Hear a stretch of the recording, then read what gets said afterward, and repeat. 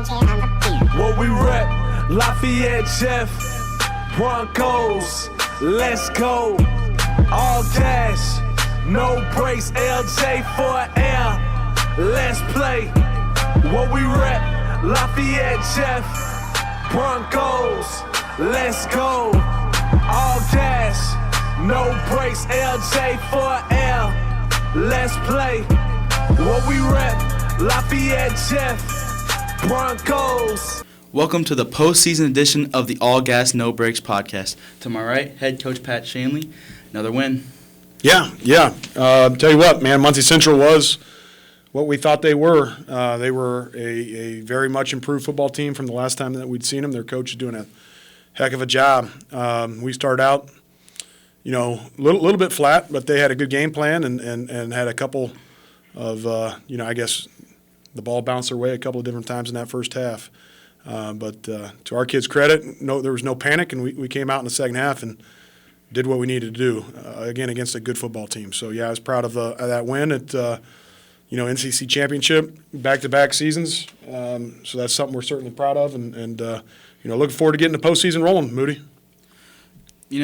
Tristan Baird, another great week, 27-34, 5 touchdowns. He's got more touchdowns than incompletions again this week. Yeah, he played well. I think a more impressive stat on the season, shouting out Coach Cruz and all of our offensive line coaches. We've allowed 3 sacks, given up 3 sacks on 244 attempts. 2 of those sacks were week 1 against Chittard. So when you look at from week 2 through week 9, we gave up 1 sack, and we're throwing it around. So I think that, Tristan's had success, and he certainly works hard. But I think it'd be remiss if we continue to shout him out and not give credit to the guys that are keeping him upright. And the offensive line's doing a great job. Speaking of the offensive line, 7.8 yards per carry. Yep. Again, we threw it a lot, ran when we had to and we needed to. Pretty good balance overall, not just against Muncie Central but on the season. And those guys continue to pave the way and open holes. And, we were proud of, again, the offensive line's done a great job, both in the pass game and the run game. And then, obviously, just Tavares, Omar, and Antonio having a great week. Yep. Yeah, again, it's a collective effort offensively. Receivers produced, and Tristan put it where it needed to be. And, yeah, again, very, very efficient. I think we were 68% efficiency, which tied for the highest that we've had on the season. So we look at that, we measure that. It's probably the most important piece of data that we look at. And again, it's in order to be 68% efficient, it's a collective effort.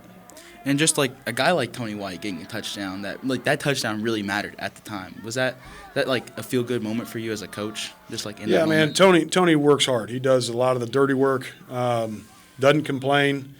Every receiver, they want the ball, right? Mm-hmm. They're running around a lot. And, so it's not that Tony doesn't want the ball, but he's not like basing his happiness or how hard he plays off how much or how little he touches the ball. And he's going to touch the ball. He's a threat. He's fast, and he works really, really hard. So, anytime you see Tony get a touch and get an explosive play, get a touchdown, man, you're happy for him. You're happy for all your kids, but Tony works hard and earns those moments. And then now on to the defensive side of the ball. D-line just got after it. 4 sacks overall. Yeah, I think Aiden H. had 6 TFLs. Asa Ritchie played the best game of his season. You really saw him pop off. And I think, Chris Hardy showed why he's a Big Ten football recruit. No offers yet, but they're coming. He played really, really well. Muncie Central is good up front, and our D-line really – did an exceptional job of kind of setting a tone. They've got 2 really good backs, quarterback who can create time with his feet. But I thought our defensive line did a great job kind of setting the tone and making them work hard for everything. And 9 hurries overall. The defensive line really got at it. Asa kind of had his breakout game kind of late in the season. Is that so a guy who played center all year just to switch over to D-end in the summer, was that any question marks on him going into the season? Not really. Ace is smart, man. He's, his brother is a coach. His Abram, his other brother was a captain for us. I mean, it's a football family. They're a sports family. And you knew, he was very, very smart when he played center. and he knew a lot. He just knows football, right? So he's a smart kid. He's a sports junkie, loves Lafayette Jeff. You knew that he was going to impact winning wherever he played. And, so I'm really happy for him. He's played well, and he's continuing to get better and better every week. But to say it was a surprise, that's not the case. Asa Ritchie's a football player. And then last thing here is a shout out what Coach Edwards said at practice, SBG seatbelt gang with another great week with 8 pass deflections over the game. Yeah, Coach Edwards, Coach Koger, they do a great job in making sure their guys are prepared every week. Overall, that unit's led by Kavion Campbell. He's had just a tremendous season, and the guys around him have played really, really well. So it's going to be a test this week. It appears that, McCutcheon, since we played them week 3, which feels like forever ago, but you look at their recent trends and what they're doing, they look like they're really wanting to open it up more. So, and they've got weapons, and Smith can throw it. So this week's going to be a big test for our secondary. And then just winning the conference championship again, that's back-to-back. How does that feel, like just as the program? Yeah, every year it's something we want to do. So anytime you can set out and you set goals and you work towards those goals throughout the offseason and you fulfill them, it's a good feeling, right? It wasn't a big celebration or anything like that, and not to sit here and say that it was expected, because it's winning's not easy regardless of who you're playing. So again, it's something we're proud of. We tell our guys anytime you win a championship, there's going to be a picture up on the wall.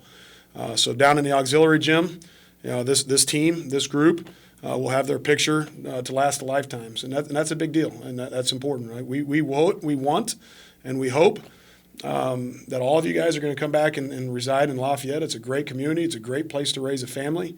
Hopefully, I'll be a little more gray and, maybe not jumping around quite as much, but it's my hope that you guys send your kids to Jeff and they can play football for us, and it's a lot of the same faces coaching. Maybe you're coaching, who knows? But when you bring your kids back and you get to say, hey, there's Dad, there's stories that go along with that, and there's life lessons that you can teach your own kids, based off just that simple picture. So, we're proud of our guys. We're proud of the NCC Championship, and, there's hopefully a lot more football left to be played. And then on to last unit here, special teams, just a really well-coached unit by Coach Riva. I really want to shout them out. Yeah, Coach Riva does a tremendous job. He had a little bit of a health scare, a week prior, where he had pneumonia. He was actually laid up in a hospital bed. The guy's been coaching, I think, almost 40 years, and it was the first practice that he had ever missed. Holy cow, what a lesson that is for our kids.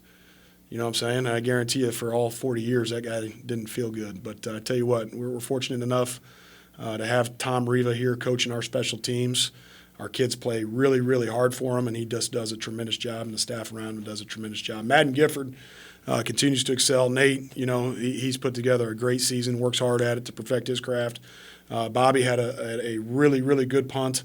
And then our kickoff coverage and punt coverage, knock on wood, has been really, really good. So, that unit as a whole, again, Coach Rivas says it a lot, not a lot of plays, but a whole lot of impact. And those guys are really buying into that and really having an impact on the outcome of football games. And with the freshman season and the JV season wrapping up, overall the program, is it in a good spot? You'd like to think so, yeah. It's our most wins on freshman football since Coach Frank was a freshman, which I believe was the year 2016. So that's a talented group. Obviously, they got a lot of work left to do. You can't, nobody's going to hang trophies for winning 7 games in freshman football, right? But it's a group that we like. We think if they continue to put in the work day in and day out, has a chance to do some special things. And then JV, 1 loss for the second year in a row, 8-1. So, between those two teams, 15 wins. You got to feel good about it without a doubt. And now on to sectional play. The opening round, big rival, McCutcheon, and their record is deceiving. It's 2-7, but when you look at who they played, very state caliber teams this year. Yeah, they've played a tough schedule, and they've got really good football players over there. It's important to them.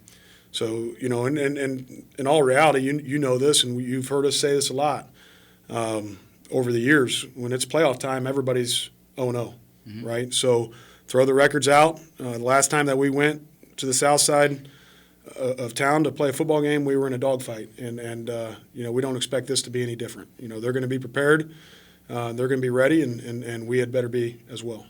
And their student section, I know it's a big emphasis for them to always have a big student section. Is that ever like something you got to tell the players, hey, just calm down if it gets too loud? I mean, it's a great, when you're playing local teams, it's going to be a great atmosphere. Our student section is going to show up. Theirs is going to show up. It's going to be a great atmosphere for high school football, right? So whether you're traveling to the north side of town or whether you're traveling to the south side of town or whether we're hosting at the Shoe, man, it's going to be electric. Football in this county is important, and, we're looking forward to the opportunity to play in front of our community on another Friday night. So it's going to be a great atmosphere for high school football. And just the playoffs in general, just to describe to our families at home, like, what is the playoffs like? Well, I mean, it's win or go home, right? So the margin for error is smaller. It's more intense. I think, having played high school football myself and a long time ago, but, as you reflect back on that, it's like I remember the last game I ever played is I don't know if I ever got tired. You know what I'm saying? You have so much adrenaline flowing and you understand what's at stake and it's like you didn't get tired. But yeah, man, it means more. It's important. It's win or go home, and it's a great opportunity. Pressure is a privilege. We've worked hard, and we have big goals without a doubt. But to get where we want to go, this is the most important step, and we've got to be one practice at a time and focus on that. But I don't know. To answer your question, getting back to it, man, it's playoff football. I think all of our parents are smart people and understand what's at stake, and hopefully we can be on the right side of Friday night's game against McCutcheon. In the player spotlight this week, I wanted to give it to Bobby the Boot. Just had another great week, and the punt he got off, it wasn't even like I think he juggled it a little bit, and it got out, and he still got the punt off, which is very impressive overall. Bobby works really hard, and it's really important to him. I remember seeing him in pregame and just kind of hanging back watching him at Kokomo and watching his approach. He's very much a professional with his approach, and it's really cool to see. It's really important to him. We haven't punted a lot this year, but when we have, Bobby's been ready, and he's done a great job. So I'm most impressed with his approach. The kid works really hard. He understands the impact that his job has on the team, and he works really hard to make sure it's on point. He's going to be a high-level punter. I mean, he's going to those Coles camps, and he's working really hard. Coach Hibbets and Coach Crockover are both highly qualified kicking coaches, and both of them have worked with him, and both of them, Coach Crockover he kicked at Purdue, and he speaks very highly of Bobby and his potential. The cool thing about Bobby that people don't know is he lives in Crawfordsville. Mm-hmm. So his family chose LSC. Mom worked at Tecumseh. I don't know if she still does or not, but they chose LSC because of the opportunities that academically and athletically our school corporation provides. So, he could be at a different school and not commuting 30 minutes to here and then 30 minutes back home. He chose Jeff. So I think that's pretty neat. I think that's really neat. He played a big role in his team, and he's just a sophomore. And he's going to continue to get better and better. We're excited about his potential and excited about his future. And another player spotlight. Last one is me during the game, getting a nice little man. truck. I wish you didn't throw that on me. I would have had the video ready for our viewers. Maybe we can talk to Mr. Long into cutting that in there. Yeah, our host, Moody, caught his first high school pass on Saturday against Muncie Central, and really kind of laid the wood down on the guy that came up and thought he could tackle you, right? We're proud of you, man. Football's football, and you play a very important role on this team. So to see you have that success and get that moment, man, it's special. We're proud of you, man. Thank you. Yeah. Thank you guys for watching another week of the Sectional Opponent edition of the All Gas No Breaks podcast. Make sure you like, hit that subscribe button, and hit that bell icon. From 5, 4, 3, 2, 1. Go Broncos. What we rep, Lafayette Jeff, Broncos, let's go. All gas, no brakes, LJ for air, let's play. What we rep, Lafayette Jeff, Broncos, let's go. All gas, no brakes, LJ for air, let's play. What we rep, Lafayette Jeff, Broncos,